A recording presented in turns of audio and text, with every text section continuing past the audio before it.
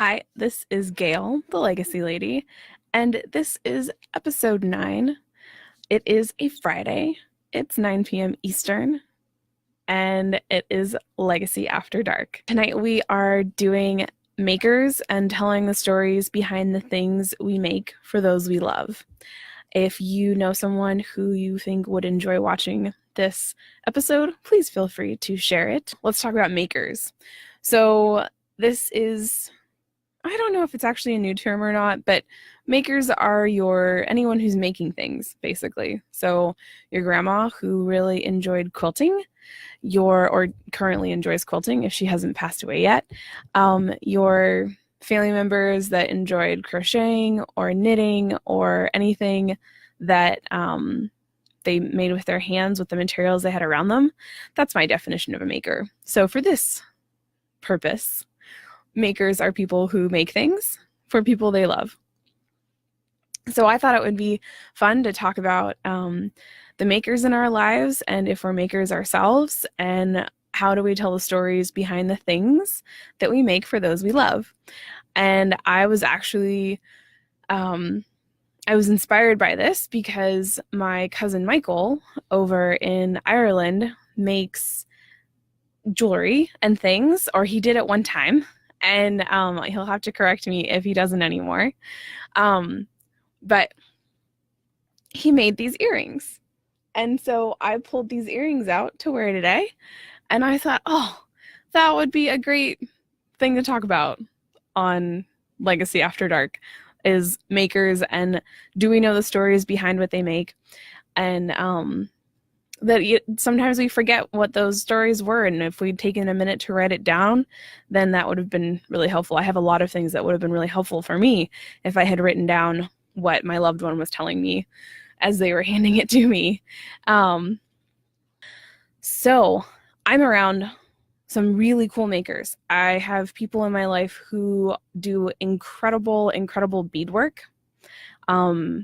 Just gorgeous beadwork. And I have people around me who make beautiful quilts and blankets, and quilting is really big around here where I live, and people who make really amazing scrapbooks, and people make the most amazing things. For me, when I make something for someone, whether it's just a card or something that maybe took a little bit more time, it's something that gives me immense pleasure to do, and then the actual giving of it to the person, and then if we have time, being able to share how I was feeling when I made it, why I made it for them, and what inspired me to make it. And that's me telling them the story of the thing I made. Now, I would wager that anytime a loved one, a family member, a grandma, mom has made something for you, when they're giving it to you, they're telling you about their experience making it. They're telling you how much they love you. They're telling you the stories behind it. And one of my regrets is that I don't remember all the stories of all the things that were made for me.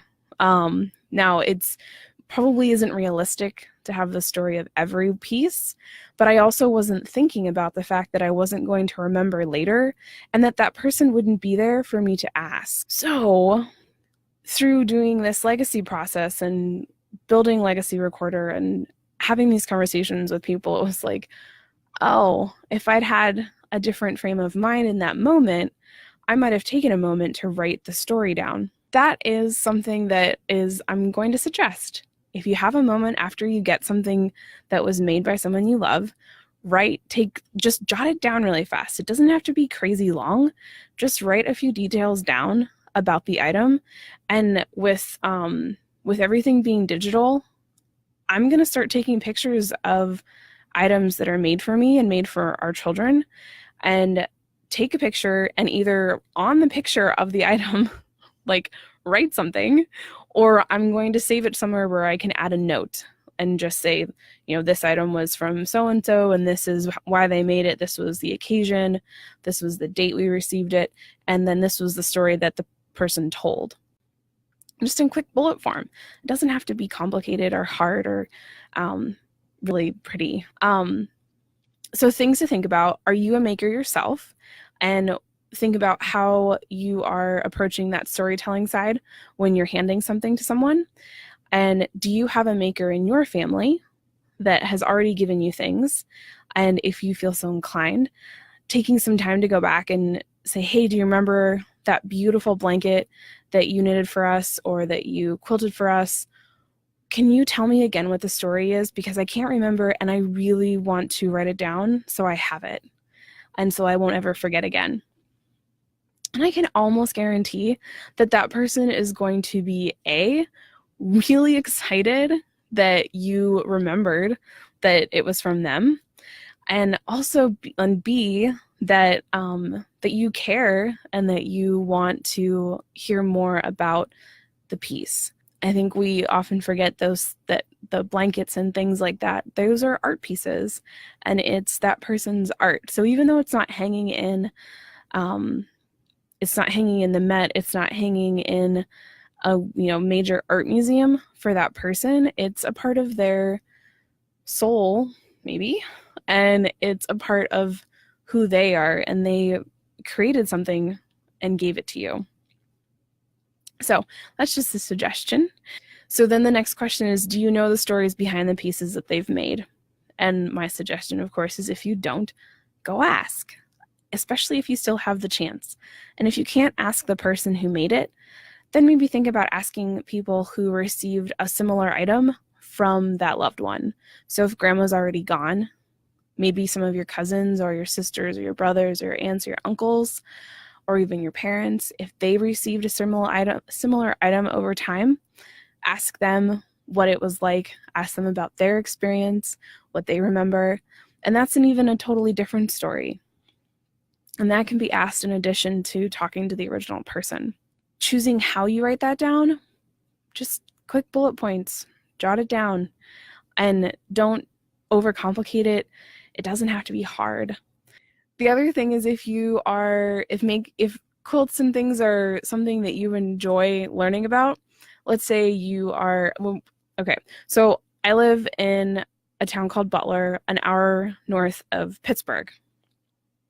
And we have, I can't remember which one it is. Someone I'm sure from Butler will correct me, but I'm pretty sure at the Butler Farm Show, they have, there's artwork contests. So there's a quilting contest. So everyone brings their quilts in, they submit their quilts in to get judged, and they hang them all up.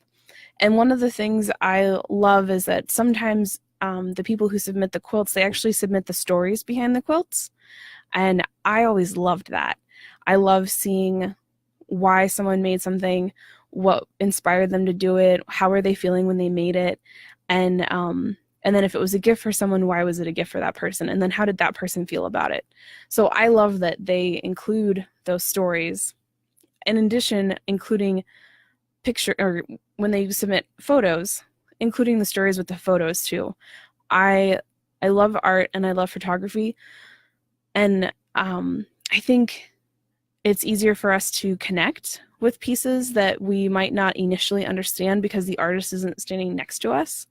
So I love it when artists include stories, the story of how the picture was taken, why it was taken, and that with the art pieces, the tools that were used. And I love the fact that galleries will include those stories of the pieces of art and what inspired them and what the artist was thinking when they made them.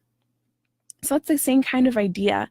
That's the same kind of idea with these makers, as these personal makers in our lives, is taking the time to write that little gallery card and have it somehow attached to the item so that later, when that person is gone, you'll have the memory still. So that's not a challenge, but if you have a maker in your family, if you have something you can't remember the story of, take some time and go ask that person and take advantage of the fact that they're still here. And if they're not here, then find someone else who had maybe the same experience and go compare stories and see what happens. So I do want to talk a little bit about the live legacy writing workshop. It's completely online. It's totally free. The link is in the description. It'll be on August 30th at noon. We are going to use a really cool platform that a good friend of mine connected me with, and we're going to use it to write the first page of our story. Feel free to invite grandma, mom, a friend, sister, brother, whoever, and just invite them. You guys sign up separately and you'll get a link. You'll come in and hang out with me. It'll be on video. If you want to use your phone, you can totally use your phone, but preferably you will have preferably you'll be on video and you'll be on a computer or something. So just a suggestion. Sorry, I'm just catching up on comments for a second. Julie says yes, she sews, she cross stitches, and she can do beadwork. She just doesn't have the patience for it right now. I totally get that. There are small humans involved and animals and so many other things. And let's see, she says, such a great idea. I wrote down handmade gifts for Ginny in her baby book. I know, you're such a good mom. Guess what this mom didn't do? No, because I hadn't really thought about it yet. And oh boy, I remember some of it, so I really need to take my own advice and go write it down, which I will do right after they go back to school. Yeah, so that's it for me tonight. It was a really long week, and I really enjoyed doing lives every day. It was fun. You'll have to catch the replay on this one. And if you have any questions at all about any of it or anything else, feel free to put it in the comments. And you can find more information about what I'm doing over on the website. It is www.thelegacyrecorder.com. I bid you adieu and happy writing.